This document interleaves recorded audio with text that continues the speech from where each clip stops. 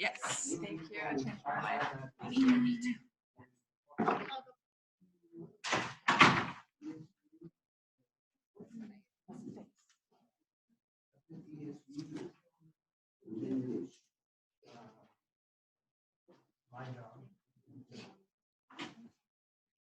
Ladies and gentlemen, I'd like to welcome Teresa Jensen and Bailey Morely from Millard Public Schools.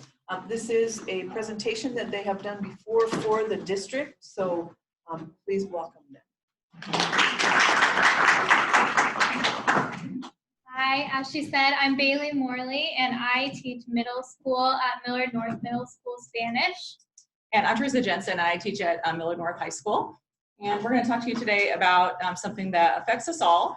And I don't know, standard, like the world language standards for the state, it kind of seems like, oh no, but kind of scary and like something big, and how are we going to incorporate these new standards? And cognition is something that's new, that's been added. But we hope that you'll leave today with a lot of tools that will make it very easy for you to incorporate this in your practice. Okay, so everyone hopefully received one of the handouts. If you didn't, please raise your hand and we'll get you a handout. And this is basically pretty standards.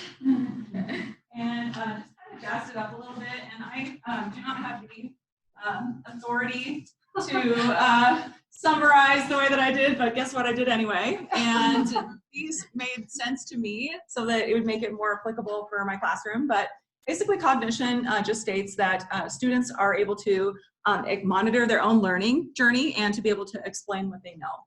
And I think this is something that we've always, as teachers, wanted our students to be able to do, to take charge of their own learning and to be the ones that are motivated to become fluent in the target language that we're teaching them in the target culture. And now, guess what? We have a standard, state standard, that says we have the right to do this. And so we're going to just jump full on in this. And so when we're looking at the rubric here, if I could take you through the rubric, looking at the first standard, standard 5.1, so students are able to assess their language learning, their practice, and their understanding. And so unlike, I think, the other standards, all of our students really are capable of moving all the way up to the advanced level indicator in cognition. So you don't become advanced level of fluency in level 1, but you could in the area of cognition. So that's kind of something that could be motivating for all of us. And I'm looking at the novice level.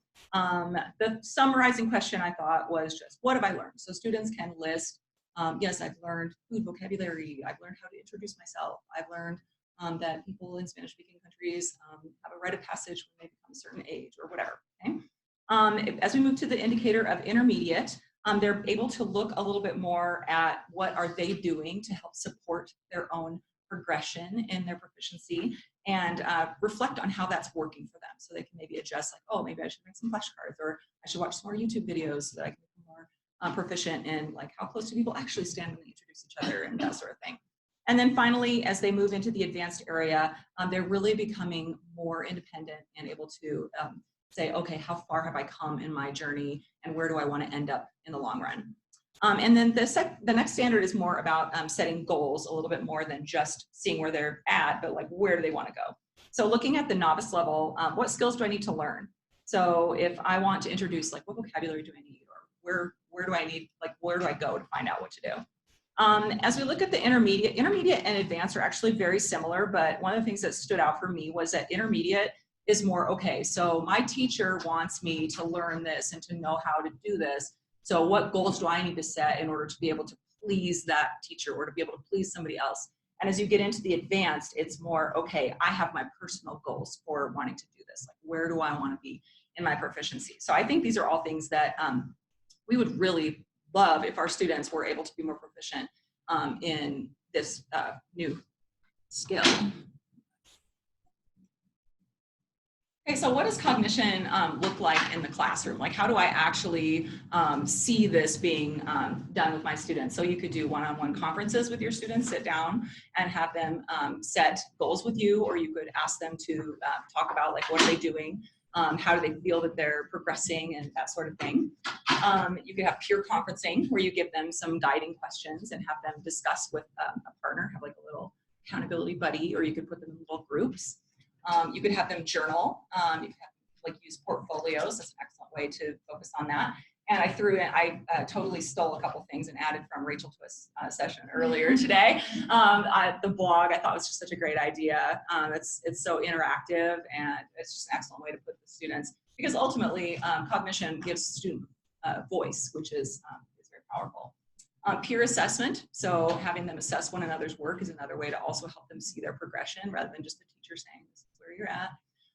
Assess samples. I love doing this because it is so low effective filter, where they're not looking at their own work or somebody else's and they don't want to be mean. They're looking at something that is just like, you created this and said, here, assess this, or how can you make this more like add transition words, connect sentences, how can you make this higher level of proficiency? So it's very, they're more likely to do it without having to worry about hurting somebody's feelings or being embarrassed.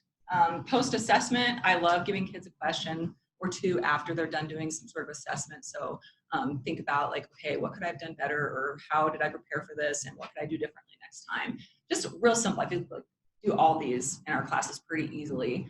And there's one more I stole from Rachel. A flip grid reflection would be, I think, an excellent way to have them just get, oh man, I just did this and that was pretty cool. And, you know, like have them like reflect on one another's, they could set goals and be like, wow, that's a really cool goal, or wow, good job, guy. That was like, it's kind of a ridiculous goal, or whatever, and have them reflect on it. All right, so how do I grade cognition, right? Because we're thinking like, parents are like, what? They have a grade for setting a goal? Like, that's not Spanish, that's not French, like, what? You know, so basically, these are some ways that you could do it. You could assign points based on a rubric. We're gonna show you a couple of rubrics that are gonna help you have a tool that's just real easy to be like, oh, okay, I see what you're talking about. That seems like a fair assessment. You could not accept below a certain level, which is something I've done before. Whenever I had students set goals, it had to be specific, measurable, attainable, like, you know, they had to like really put the details down. And if they didn't do that, then like, do it again. Like, I'm not giving you a grade until you have this actually as a viable goal that you're setting for yourself. You could just not grade it. Like Jamie Honke, thank you, Miss, I helped write this goal, was like, you know, they don't have to grade it. And I was like, you know, so that was just a freeing thing. We're having our students reflect and set goals, but it does not have to be a grade. So that it just isn't part of what the state standard is saying we have to do. And then make it worthwhile. Students love to do what they want to do. And so if you allow them to set goals and teach them to set goals by your guiding questions and by your practices in class, it gives them an excellent opportunity to be able to learn what they want. And I think that's very motivating for students to be able to have that voice in their classroom. And so if they're saying, oh, I really want to be able to learn about authentic music that students are listening to, and I want to be able to like sing a song and learn that accent, then let's provide a vehicle for them to do that. And giving them the ability to assess themselves and to be able to set goals gives them a voice. So in and of itself, it's very motivating. And along those lines, when you're grading something, I feel like you need to teach them how to do it. And so just the same with reflection, we need to give them opportunities to work up to and to be better reflectors, because sometimes they aren't taught how to reflect. And so when you say reflect on your test, they're like, oh, I got an 85. And that's not reflection. So really teaching them and giving them ways to learn how to do that so that they can work up to being good reflectors. Yeah, I was just thinking the example of being like a lawyer, for example. Like they, it's like, no, that leading question, right? Well, guess what? It's sneaky, and we're gonna do it too, because that's an awesome way for us to control the narrative. Right? As teachers, I'm not going to ask a student, so what did you think of that assessment? Or like, how did you do? How did you like it? Okay, so those questions aren't necessarily going to be productive in helping them to draw the conclusions of how can I look at myself and think about, okay, what could I do differently? Or I might ask, what was the activity that we did helping with this that was the most effective for you? So I do ask feedback of how I'm doing as a teacher, but I don't open it up as like a whining session, or I don't just leave it open as like, well, that was fun, you know. So you can control it by the tools that you provide to help it be a productive cognition standard. Okay, we are going to now apply that cognition and comprehensible based input and look at 2 specific examples and ways that you can use them in your classroom so that hopefully you can take these back to your classroom and actually use some of the ideas that you're given. Okay. How many of you guys do some sort of free choice reading or free voluntary reading with your students? Okay. All right. Well, I'm going to talk to you a little bit about that then, so to kind of give you an idea what I mean by free voluntary reading. This is something that I started doing with my students. This is my 2nd year of doing it. And I got to tell you, it is changing, life-changing. How many of you heard of Dr. Stephen Krashen before? Okay, so this guy, I got to meet him last year, and it was like the coolest thing in the world. I was such a geek about it. And I remember learning about him back in like 98 when I was in, in methods class, and it was just like, oh, Stephen Krashen. And then, you get to meet him and basically like read. Have your kids read. That's the goal of, that is the way to become proficient. You want to get better at learning a language, read it and listen to it, but input. So I think we all kind of are on that bandwagon already. But so free voluntary reading is very simple to begin. And basically the student role, as you can see on the screen, is they choose a book and they read it. Okay? It's as simple as that. You provide a variety of material for them. They find a book that they like, and then they just start reading. And your job as a teacher is to monitor their reading. So just, I'm reading too, so I'll pick a book and I'll be reading my book too. I actually wrote a couple books, and I'm not trying to hawk my books right now, but I guess I am. But I wrote this book after I started reading all the books in Spanish so I could know what the kids were reading, and I was like, oh, this is good, this is good. And then I could make suggestions to them, like assist them if necessary. So if they're struggling trying to find a book that they like or whatever.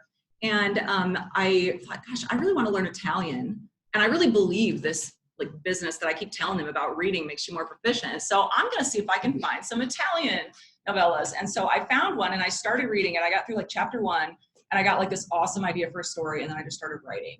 And then I read the Italian book after I wrote it. But it was super good. And like it was just very motivating to me. So I've read probably like 5 or 6 Italian books, but that's what I do while we're reading. And they see that as a model. So you're a role model for your students, but you kind of keep your eye on them, like, should I have their cell phone out, or they're like looking out the window, or they're, like sleeping or whatever.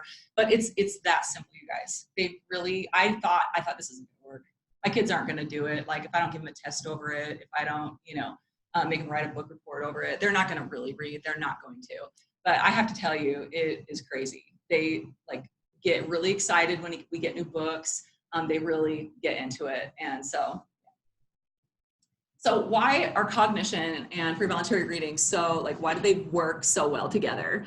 Well, first of all, student choice. So if one of the things Dr. Krashen said was, I don't do book recommendations. If somebody recommends that I read a book, I won't do it, because then it feels like a homework assignment. So I don't tell me what to read. And so it was like, okay. And the kids are the same way. They don't want to read something that you say, okay, you have to read this book.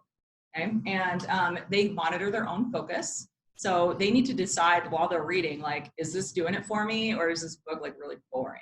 And so they're working through assessing how they're doing, their engagement. That's their job. Like I can see that they're looking at the book, but I don't really know what's going on inside their head. And so we're giving them some power. We're giving them a voice, basically, to be able to say, this is what I want to read and learn about. They assess their comprehension. So am I struggling with this? Is this too hard? Is this too easy for me?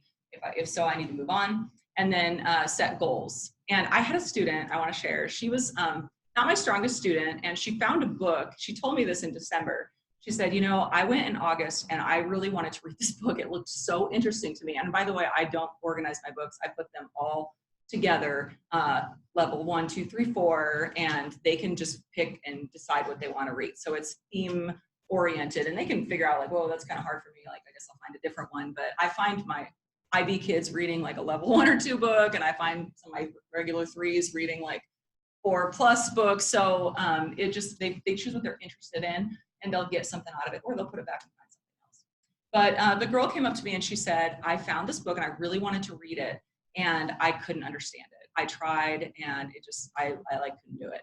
And so she put it back and went and read some other things. And I should say, I'm kind of embarrassed. We have like a mobile library that we have, and I have my students read about 10 to 15 minutes, like a day a week, which is very inadvisable. They tell you should have them read like every day and more. So I need to work it in more. But this girl, only 10 or 15 minutes a week reading. She told me in December she went and picked up that same book and she totally understood it and she was so excited about it. And all she did was read in class.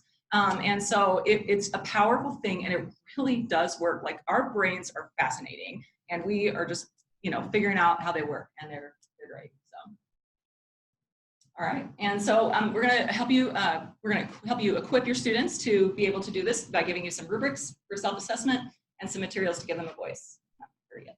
Bailey's got some. So this is a rubric that I got off of Bryce Hedstrom's website. And if you, at the end, if you didn't get a chance to scan that QRL or get that little link, in the comments for the slides, I also have a link that gives you tons more resources for voluntary reading. If you want to implement this in your classroom, how can you do that? So basically, I choose material that's interesting and comprehensible to me. I read for meaning. I read without disrupting myself or others. I read during the entire time. Super simple for your student to be able to go, okay, yes, I'm doing what I'm supposed to be doing while I'm reading. Simple as that. This is another Bryce Hedstrom simple reading reflection. Gives them some questions. They can choose how they want to reflect. What are you noticing? Any improvement?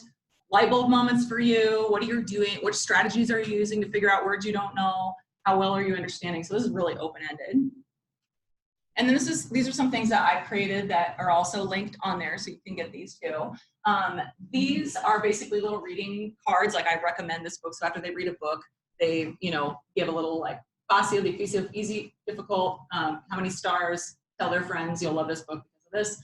And then on the last day of school, we had 20-minute classes, and I was like, dang, I got an idea. So I told them all to just like make little videos of themselves recommending books. And so then I compiled them into some little videos, and then I just show them every once in a while so that they can see their peers recommending different books. Okay, the next one that we have is quick writes or free writes. And if you haven't done these in your classroom or haven't heard of them before, it's basically where you give students an amount of time, 5 minutes. You could go up to 10 minutes, but that might be long for beginning level learners. And then you let them write about whatever they want in the target language. Sometimes people do give prompts, but a lot of times it's nice to let the students choose what they want to write about, because they're showing their proficiency level in a topic that they understand and feel comfortable in. 3 ways that this shows cognition are demonstrating proficiency through student choice. What I just talked about, students are able to choose their own topic to write about rather than narrowing their language to a multiple choice test or something like that.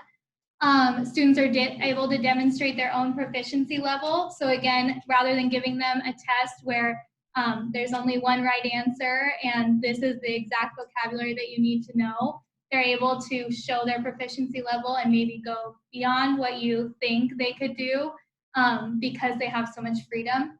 And then they're also able to set goals for how they're going to increase their proficiency, how they're going to become better writers in the target language. One way, this is showing a full level of proficiency rubric that students can use. And this is found on Martina Beck's 1-3-10 document, which is a outline for how to do quick writes. So first you start with letting the students write for 1 minute, and then they write again for 3 minutes, and then finally they write for 10 minutes. And that's also in our folder of information that we have. Actually, it's on Teachers Page Features, so like I can't actually give you access to the document because you have to buy it from her, but we have just a clip from it. So students can look at this rubric and they can choose their own level of proficiency based on what they've written. They can look at their own writing and say, okay, did I use familiar words and phrases? Or did I use a limited number of words? Did I use words in the same tense, in the present tense, or did I use tell my story in the past tense? And then obviously they can go higher. The rubric goes higher than just novice high if you are teaching students of higher levels.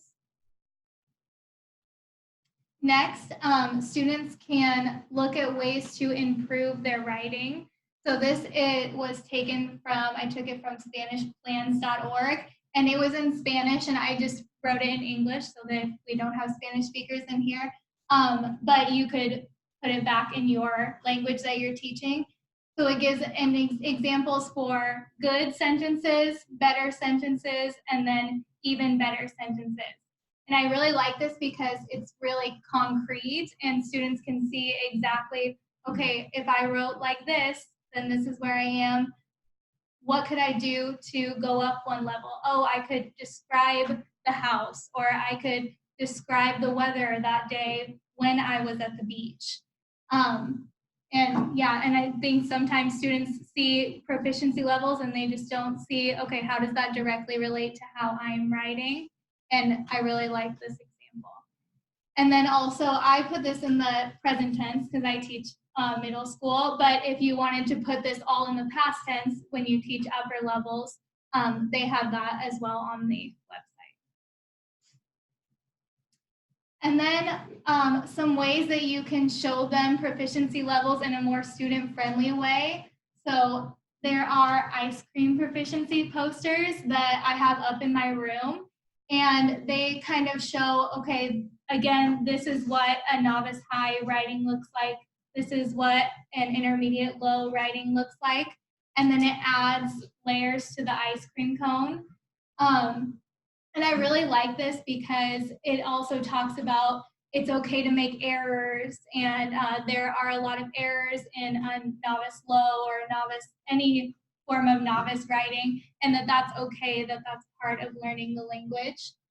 And then also this up here, this graphic shows how are other ways that you can increase your level of writing. So adding connecting words like con, with, or frequency words. How often did you do it? Did you do it a lot? Did you do it a little bit? Duration, how long did you do it for? How many days were you at the beach? How many days was it nice outside? And then when did you do it? More specifics. Where did you do it and why? I love this. It's so much more. Can you see as a student, it suddenly doesn't feel like my teacher gave me a grade. And then this is something that you, worksheet that you could have them do after they've done their quick writes. And this kind of touches on all three of the sections of the standard of cognition, because it's talking about, okay, what do I know right now?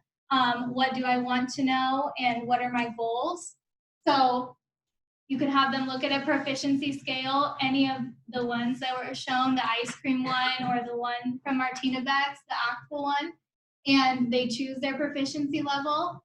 Then they give specific ways that they could improve their writing. So I could start writing in the past tense, or I could add connecting words, some of those graphics that we looked at earlier. And then finally giving specific ways that they're going to improve their writing. So I'm going to improve my writing by learning 5 new vocabulary words every week, or by reading more in the target language. Just giving some specific ways that they could do that. Yeah. Our last thing is cognition is an integral part of using comprehensible input in the classroom, because students are constantly evaluating their own language level and their understanding of the input being given. So we just want to show that comprehensible input and cognition work really well together, because students in classrooms where comprehensible input is being used are already self-assessing themselves in many ways, and that just putting rubrics and putting more of a name to what you're doing in your classroom is really all this Strand is. Any questions for us? Don't be shy. About 4 minutes.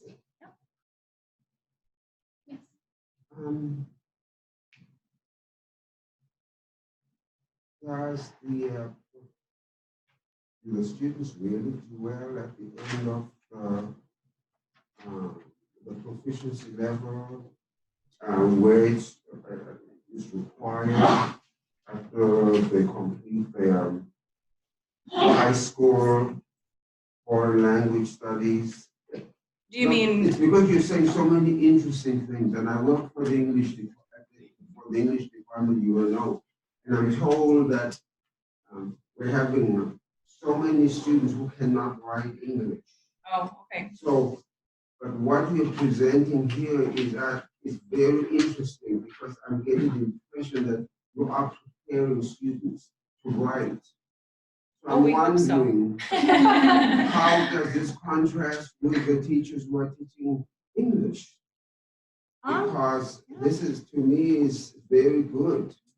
Thank you. I don't know if I can speak for what the language arts teachers are doing for English, but I feel like they do some of this, but I'm just not sure exactly. I'm sorry, Yeah, I'm not aware. because it's a big issue. It's a Sure. recent issue. We're told that there's an influx of Form 1 students. And I've been saying, but what are the students doing? That's why I live in Millard. And I need to speak to the superintendent about it. Okay. But what you're presenting here is excellent. I mean, getting students to actually write.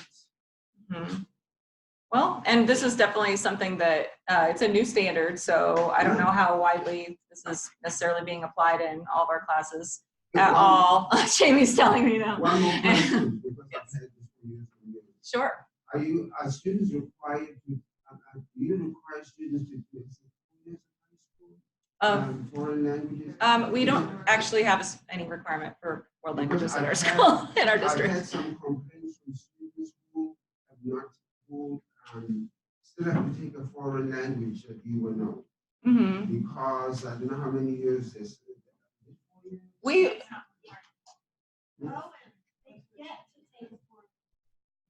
Well,